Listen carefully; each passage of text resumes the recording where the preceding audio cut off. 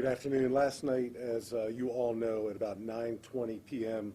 along the 2300 block of Winchester Street in our Western District, 4 detectives who are assigned to our Operational Intelligence section were inside of an unmarked police car. They were all riding together, 2 in the front, 2 in the back. They had the outer vest carriers on that say police on the front and the back, and they were drawn by the sounds of gunfire. And they pulled into a parking lot and saw a man armed with a long gun. It's the one right in front of you, and I'll describe it to you as an AR-15 style rifle. It fires .223 caliber ammunition. That type of ammunition will go right through the body armor that Baltimore police officers wear.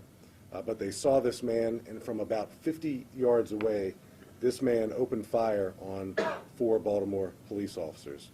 They all got out of their unmarked police car. 2 of the 4 officers returned fire and struck our shooter. Our shooter's name is Dayton, D-A-Y-T-E-N, Ernest Harper. He's a 33-year-old man who is well known to law enforcement. After that exchange of gunfire, Mr. Harper ran back into the vestibule of an apartment building. There's no doors on the front of it. You can just run or walk right into it, and you encounter stairs up and stairs down. And there's also an exit out the back of it, unimpeded exit.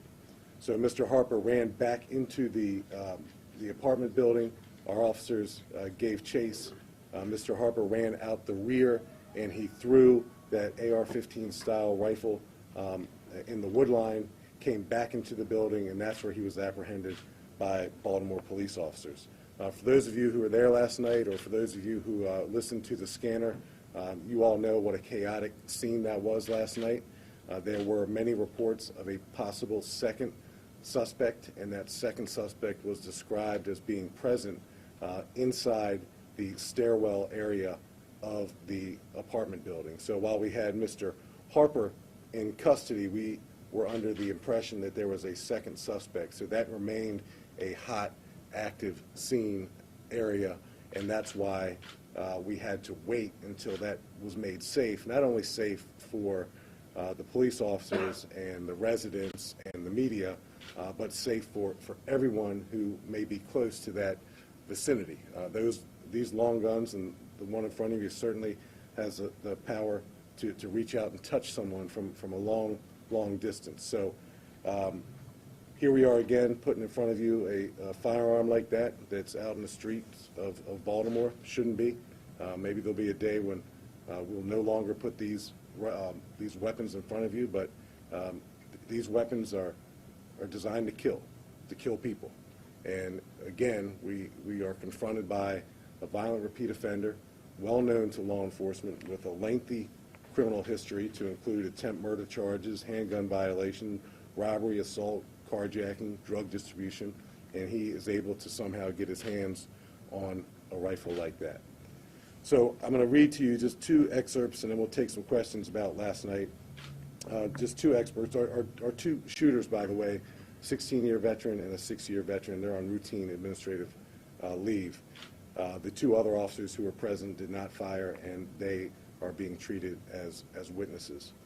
I wrote a letter this morning to the agency. I'm just going to read 2 excerpts to you that kind of speaks to where our profession is right now, and I addressed it to the Baltimore Police Department.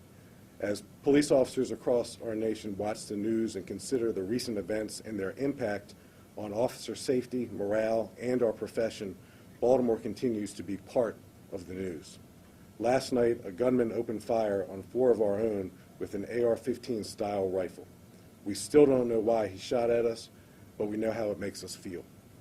Angry, frustrated, sad, and bewildered are a few emotions communicated to me just this morning.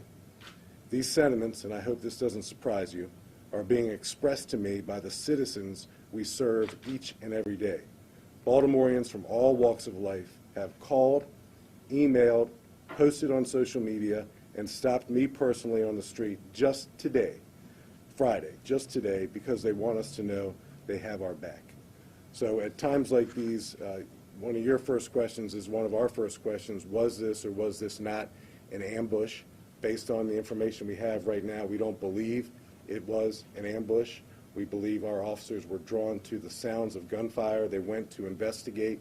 They went toward trouble, as we do each and every day, and they were met by a gunman who turned the firearm in front of you on them. So we are not, at this moment, categorizing this as an ambush.